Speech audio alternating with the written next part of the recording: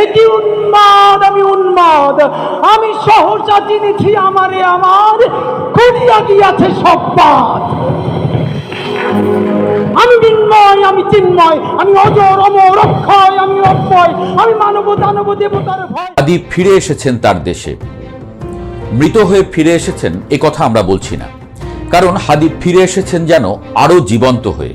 কিন্তু ফিরে এসে দেখলেন তার মৃত্যুকে বড্ড কম দামে বেচে দিয়েছে যেন কারা। কোটি মানুষ দোয়া করেছে হাদির জন্য, করেছে খোদার মিরাকল দেখার প্রার্থনাও। দলমত নির্বিশেষে হাত তুলেছে আসমানের দিকে। মাথায় গুলি লেগে মৃত্যু শয্যায় থাকা হাদি যেন হয়ে উঠেছিলেন ঐক্যের প্রতীক। হাদিকে মৃত ঘোষণা করার পর কেঁদেছে লাখো মানুষ। সারা বাংলাদেশে হাদিকে নিয়ে হাহাকার। আশা করা হচ্ছিল হাদির এই জীবনদান বদলে দেবে দেশের মনোভাবই, সবাই গাইবে সাম্যের গান।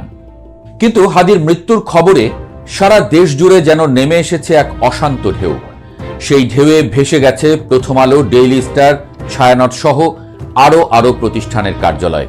আটকা পড়লেন সাংবাদিকরা। ভয়াল ধোঁয়া, আগুনে জীবনই ছিল হুমকির মুখে। ময়মনসিংহে পিঁপড়ার মতো পুড়ে গেল মানব সন্তান। দূতাবাসে হামলা, পুরো দেশের নানা জায়গায় হামলা, জ্বলল আগুন। মানুষের মন তখন যেন পরিণত হলো ভয়ে আর আতঙ্কে। জাদুর মতো হাদির মুখ কোনো ছায়ায় যেন ঢেকে গেল। মুখ্য হয়ে গেল দেশের পরিস্থিতি, গৌণ হয়ে গেল হাদির মৃত্যু। আলোচিত সাংবাদিক জুলকারনাইন শায়েরের মতো ব্যক্তিরা বললেন অতি সস্তায় যেন বেচে দেয়া হলো হাদির খুন। তো কারা অপ্রাসঙ্গিক করতে চায় হাদিকে? হাদিকে একটা নেতিবাচক চরিত্র হিসেবে মানুষের মনে স্থান দিতে চায়।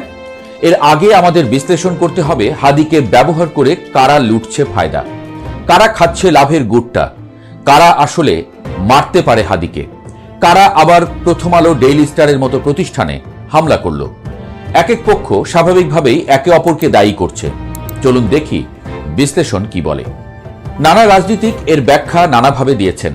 তাদের মতে শেখ হাসিনা একসময় গর্ব করে বলতেন গণভবনে তিনি দুটি নির্দিষ্ট পত্রিকা ঢুকতে দেন না। নাম না বললেও ইশারা ছিল স্পষ্ট। 2018 সালের নির্বাচনের আগে প্রথম আলোর প্রেস বন্ধের রাষ্ট্রীয় চেষ্টা কেবল বিদেশি হস্তক্ষেপে থেমেছিল। জাতীয় সংসদে দাঁড়িয়ে শেখ হাসিনা এই পত্রিকাটিকে দেশের ও জনগণের শত্রু তকমা দিয়েছিলেন। ফটোকার্ড ইস্যুতে মতিউর রহমানের বিরুদ্ধে মামলা কিংবা সারা দেশে মাহফুজ আনামের বিরুদ্ধে মামলার পাহাড় সবই ছিল এক পরিকল্পিত দমনপীড়ন। 2024 সালের নির্বাচনের পর আওয়ামী লীগের মূল এজেন্ডাই ছিল এই মতি মাহফুজ জুটিকে চিরতরে নিষ্ক্রিয় করা। পত্রিকা দুটি প্রকাশিত হতে পারল না। কিন্তু এই আগুনের নেপথ্যের কুশীলব আসলে কারা? সাদা চোখে প্রচারণা চলছে যে হাদির অনুসারীরা পত্রিকা দুটির শিরোনামে ক্ষুব্ধ হয়ে এই কাণ্ড ঘটিয়েছে। শিরোনাম ছিল তফসিল ঘোষণার পর প্রার্থী গুলিবিদ্ধ। প্রশ্ন হলো এই শিরোনামে আপত্তির কি আছে? এখানে তো বরং স্পষ্ট যে নির্বাচনের কোনো সুষ্ঠু পরিবেশ দেশে নেই। খবরের শিরোনাম পছন্দ না হলে কি একটি জাতীয় প্রতিষ্ঠান পুড়িয়ে দেয়া যায়? এই যুক্তি অত্যন্ত দুর্বল। বিশেষ করে হাদি নিজে যেখানে জীবদ্দশায় প্রথম আলোর গুরুত্বের পক্ষে কথা বলতেন, তিনি বলতেন যারা সমালোচনা করে তারা যেন পারলে আরো 10টা প্রথম আলো বানিয়ে দেখায়। আপনি পারলে প্রথম আলোর বিকল্প আরো 10টা প্রথম আলো তৈরি করেন, তার অফিসের সামনে আপনার কাজটা কি? বলা হচ্ছে ছাত্র জনতা আগুন দিয়েছে। এটা ডাহা, মিথ্যা ও বিভ্রান্তিকর তথ্য। জুলাই আন্দোলনে যখন সারা দেশ অচল, ইন্টারনেট বন্ধ, তখন প্রথম আলো ও ডেইলি স্টার জীবনের ঝুঁকি নিয়ে প্রকৃত খবর পৌঁছে দিয়েছে। 12 টাকার পত্রিকার মানুষ 100 টাকা দিয়ে কিনেছে শুধু সত্য জানার তৃষ্ণায়। জুলাই যোদ্ধা মিডিয়া হিসেবে যমুনা টিভি বা নিউ এজের মতো এই পত্রিকাগুলোর নামও ইতিহাসে লেখা থাকবে। ফলে বন্ধুর উপর ছাত্র জনতা আক্রমণ করবে এটি অসম্ভব। তাহলে কি আওয়ামী লীগ এই সুযোগ নিল? আওয়ামী লীগ হয়তো চায় বর্তমান সরকার দ্রুত ব্যর্থ হোক, যাতে তারা আবার ক্ষমতায় রাজনীতিতে দর কষাকষি করতে পারে। হাদি হত্যায় আওয়ামী কর্মীদের জড়িত থাকার প্রাথমিক প্রমাণ তাদের জন্য গলার কাঁটা হলেও কাঁটা দিয়ে কাঁটা তোলার এই কৌশল হিসেবে তারা কি গণমাধ্যমকে টার্গেট করতে পারে? হাদি একজন সর্বজন গ্রাহ্য নেতা হয়ে উঠেছিলেন, যিনি এমনকি শত্রুর প্রতিও ইনসাফের ডাক দিতেন। তার সেই বিশাল ইমেজকে ম্লান করে দিয়ে মানুষের শোককে প্রতিষ্ঠানের ক্ষয়ক্ষতির দিকে ঘুরিয়ে দেওয়ার এই ছকটি কার? এদিকে বিএনপি মোটামুটি নিশ্চিত যে তারা ক্ষমতায় আসছে, কিন্তু তারেক জিয়ার ফেরার পথে কি কোনো অদৃশ্য দেয়াল তোলা হচ্ছে? হাদি হত্যায় মির্জা আব্বাসের নাম টেনে এনে বিএনপিকে বিতর্কিত করার নেপথ্যে আসলে কারা? ভারতের দিকেও অনেকে তাকাচ্ছেন। পার্শ্ববর্তী দেশ হিসেবে ভারত নিশ্চয়ই অস্থিতিশীলতা চায় না। তারা হয়তো বুঝে গেছে শেখ হাসিনাকে বাংলাদেশ আর গ্রহণ করবে না, তাই কেবল মানবিক কারণে আশ্রয় দিলেও তাকে পুনর্বাসনের দায় তারা নেবে না। জামায়াতের দিকেও সন্দেহ ছড়ানো হচ্ছে, কিন্তু তাদের কৌশলী অবস্থান এবং প্রশাসনের বিভিন্ন স্তরে তাদের শান্ত বিচরণ এই ধ্বংসাত্মক কর্মের সাথে মেলে না। ভিপি সাদিক কায়েমের সাথে সন্দেহভাজনের ভুয়া ছবি ছড়িয়ে ফায়দা লোটার চেষ্টাটি তাই প্রশ্নবিদ্ধ। যদিও জাহাঙ্গীরনগর বিশ্ববিদ্যালয় শাখার শিবির নেতার ছায়ানট শাহবাগীদের দেখে নেওয়ার আহ্বানের ভিডিও ভাইরাল হয়েছে, এটা বেশ বিব্রতকর অবস্থায় ফেলতে পারে সংগঠনটিকে।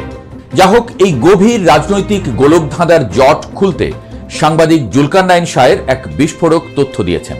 তিনি বলছেন, ইরাক, লিবিয়া বা সিরিয়াকে ব্যর্থ রাষ্ট্রে পরিণত করার আন্তদেশীয় প্রকল্প এখন বাংলাদেশে অভাবনীয় গতিতে সফল হচ্ছে।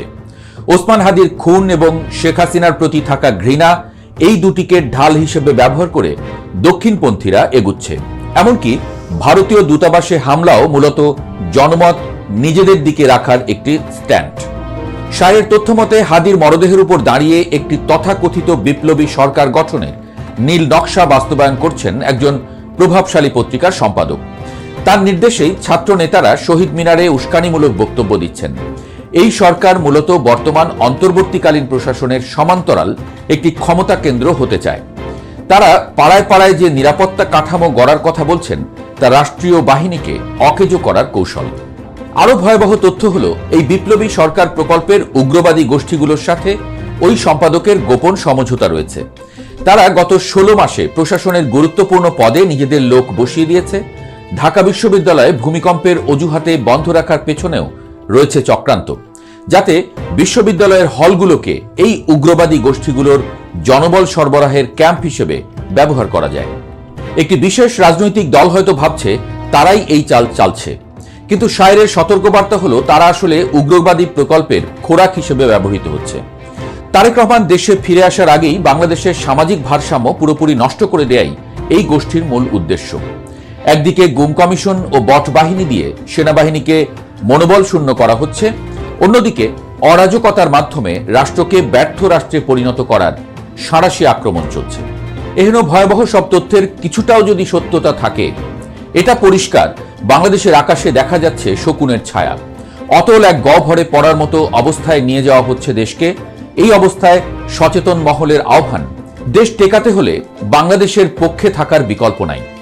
চোখ কান খোলা না রাখলে আপনিও হতে পারেন সেই দাবার ঘুঁটি, তাই সাবধান।